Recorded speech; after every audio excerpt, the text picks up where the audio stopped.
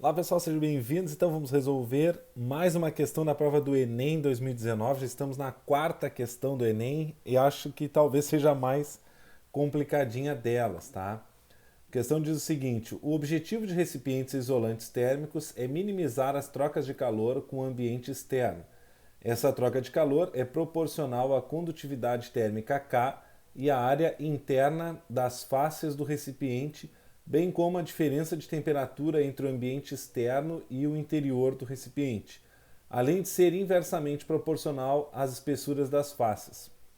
A fim de avaliar a qualidade de dois recipientes, A de 40 por 40 por 40 centímetros e B 60 por 40 por 40 centímetros, de faces de mesma espessura, isso é importante, uma estudante compara suas condutividades térmicas QA e QB.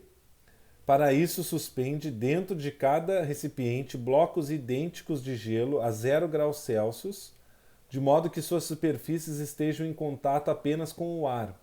Após um intervalo, ela abre os recipientes, ambos ainda contêm um pouco de gelo, e verifica que a massa de gelo que se fundiu no recipiente B foi o dobro do que se fundiu no recipiente A. Tá? Então a massa que se fundiu em B foi o dobro da que se fundiu em A. Tá? E ele quer a razão Ka por Kb, das condutividades térmicas. Beleza, então essa é uma matéria que não costuma cair muito, né? De condutividade térmica.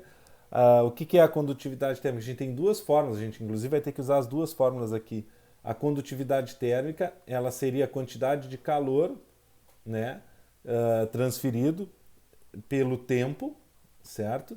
Essa é a fórmula geral de condutividade térmica. A gente ainda tem outra fórmula que seria especificamente falando das características físicas do nosso isolante, né? A nossa garrafa térmica, como seria aí, que é a condutividade térmica vezes a área total do nosso recipiente, vezes a variação de temperatura entre o ambiente interno e externo, tá? Divididos pela espessura. Aqui, como os gelos estão derretendo, a gente sabe que o nosso calor é o calor latente, é o calor do massa vezes o calor latente, certo? E são essas informações do exercício, tá? Nós vamos igualar aqui esses dois, tá? Para que a gente consiga resolver então a questão. A quantidade de calor aqui dos dois, por causa da diferença de derretimento, não foi exatamente o mesmo, então não daria para deixar o quê? Nós vamos ter que abrir isso aqui. É uma questãozinha bem complicadinha, por sinal. Só vou fazer um esquema dos recipientes para tentar ficar mais fácil de entender. Um é um cubo, então, 40 por 40 por 40. Tá? Então aqui tem 40, aqui tem 40, aqui tem 40. E o outro é 60 por 40 por 40. Então ele é mais altinho. Aqui 40, aqui 40 e aqui 60. Então vamos igualar ali as duas fórmulas que a gente tem de fluxo de calor. O calor divididos pelo tempo vai ser igual à condutividade vezes a área total vezes a variação de temperatura divididos pela espessura. Eu vou isolar o K porque a pergunta é justamente sobre o K, tá? Vamos descer mais um pouquinho aqui. Nosso K fica calor, que eu já vou abrir, né? O calor é massa vezes o calor latente, tá? Vezes o E, divididos, ó, delta Tzinho, que é o tempo, vezes a área total, vezes a variação de temperatura. Pronto, isolamos o K. Agora vamos para o que ele pediu, né? O que ele pediu? Vamos olhar aqui. Ele pediu quanto é o QA sobre QB. KA sobre QB. KB.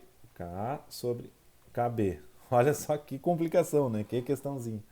Então é a massa de A vezes o L vezes a espessura divididos por delta Tzinho vezes a área total do A vezes a variação de temperatura do A.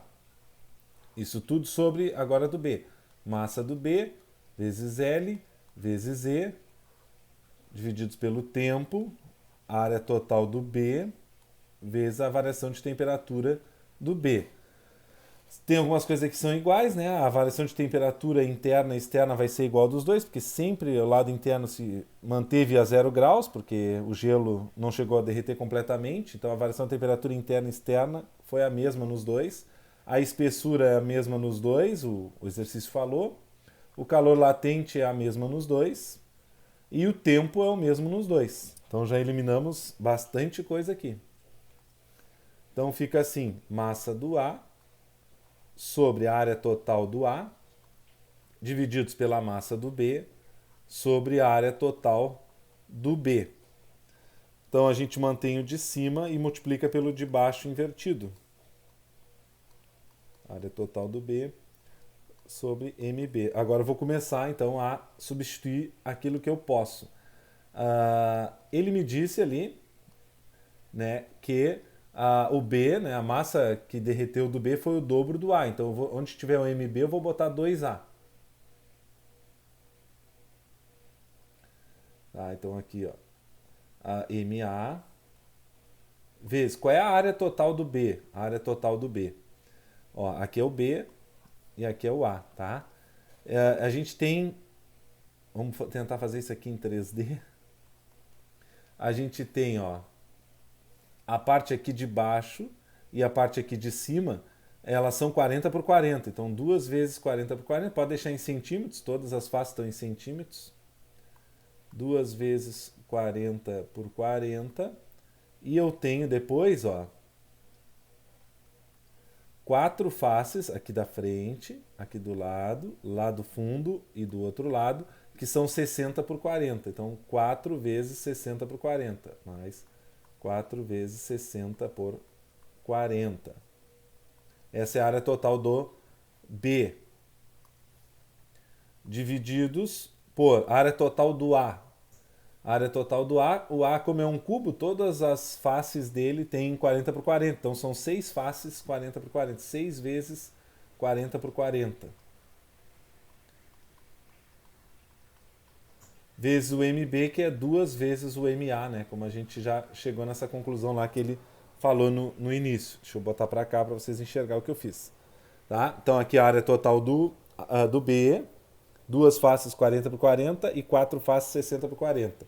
A área total do A, como todas as faces são 40 por 40, é 6 vezes 40 por 40.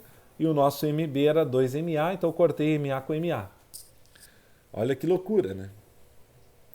Isso aqui, gente, se tu fizer a continha, vai dar 0,67, tá? 0,67, que é, então, a nossa resposta, seria a nossa letra B, 0,67, tá? Então, questão bem puxadinha, tá?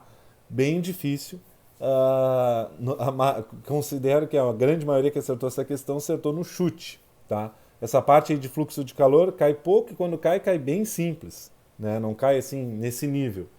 Mas espero que tenha ajudado. Qualquer dúvida aí é só entrar em contato. Não se esqueça, toda terça e quinta tem vídeo aqui no canal a 1h da tarde. Beleza? Grande abraço e até o próximo vídeo.